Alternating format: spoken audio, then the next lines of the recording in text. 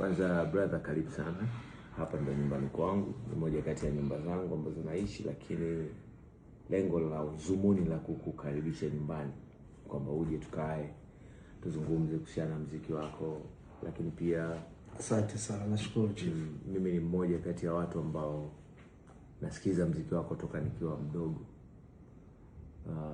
Life inaenda, game lina change.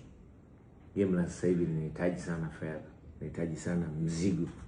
Alafu sasa mimi nikiangalia mdogo wako mzigo na hizi figisu sio za kulogana, sio ninajua wewe mwenyewe mtata. Sahihi. Sasa hivi umeanza kuwa mzuri kwenye haya mambo. Sahihi. Sasa mimi nafikiria kama kuna namna tunaweza tukafanya nikatia mzigo. Mimi bwana uwezi amini. Chief, nimekuja kwako muda huu. Naheshimu mchango wako kwa sababu wazungu wanasema real always recognize real. Yeah, sure.